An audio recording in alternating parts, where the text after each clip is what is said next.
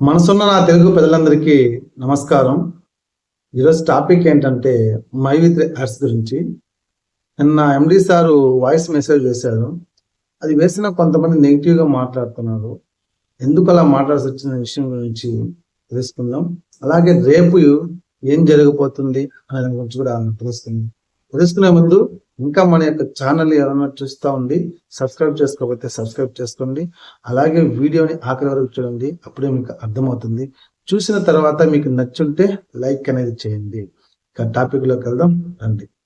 My వి3 ads 69 లక్షల మంది సభ్యులు మై వి3 యాడ్స్ని నమ్ముకొని చాలా మంది హ్యాపీగా ఉన్న వాళ్ళు ఉన్నారు, బాధలు పడుతూ ఉన్న వాళ్ళు ఉన్నారు ఈ యొక్క మై వి3 కంపెనీలో. అలాగే నిన్న ఎండి సారు జనవరి 1, 2025 ఒక మెసేజ్ అనేది వేశారు. అది కొంతమంది మెసేజ్ వేసినా సరే నమ్మకుండా ఎందుకు ఎండి సారు కంపెనీ గురించి మాట్లాడలేదు, పేమెంట్ గురించి మాట్లాడలేదు, యాప్ గురించి మాట్లాడలేదు అనేసి కామెంట్స్ పెడుతున్నారు, నెగిటివ్గా మాట్లాడుతున్నారు. ఆల్రెడీ మేము చెప్పినాం చాలాసార్లు, ఇక్కడ మేము వ్యూస్ కోసం ఇంకో దానికోసం ఇక్కడ ఏమి చేయటం లేదు. అక్కడ జరిగిన విషయాన్ని తెలుగులో ట్రాన్స్లేట్ చేసి మీకు తెలియపరుస్తున్నాను అంతే తప్ప ఇంకోటి కాదనేసి మరొకసారి అందరికీ సభ్యులకి తెలియపరుస్తున్నాను.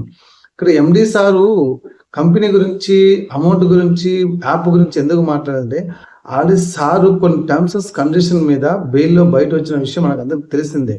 కావున సారు ఇప్పుడు మాట్లాడకూడదు కంపెనీ గురించి కావచ్చు, పేమెంట్ గురించి కావచ్చు. ఎందుకంటే సార్కి రిలాక్సినేషన్ అనేది వచ్చేసిందంటే అప్పుడే హ్యాపీగా మాట్లాడవచ్చు. దాని గురించి బెయిల్కి అప్లై చేస్తూనే ఉన్నారు, అది రావటం లేదు.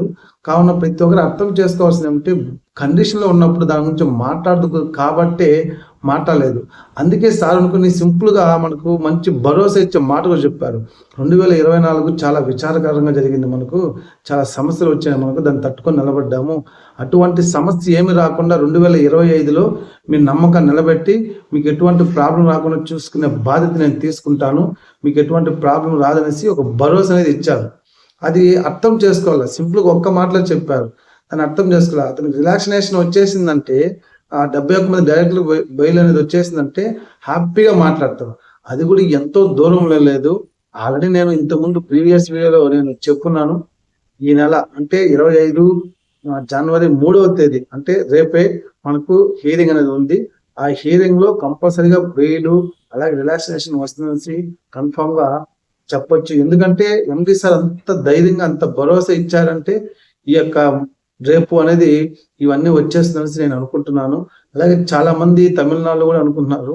అలాగే ఆ డేట్ మిస్ అయిన 8వ తేదీన సార్ కంపల్సరీగా వచ్చేస్తుందనేసి ఒక ధైర్యం అనేది ఉంది. ఎందుకంటే ఎండి సార్ అంత క్లారిటీగా చెప్పారు.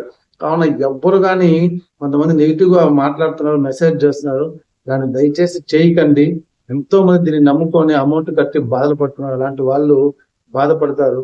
ఎందుకంటే మనము ఎంత ఏమున్నా సరే చిటికినంత విషయము మనిషి ప్రాణాన్ని హరిస్తుంది.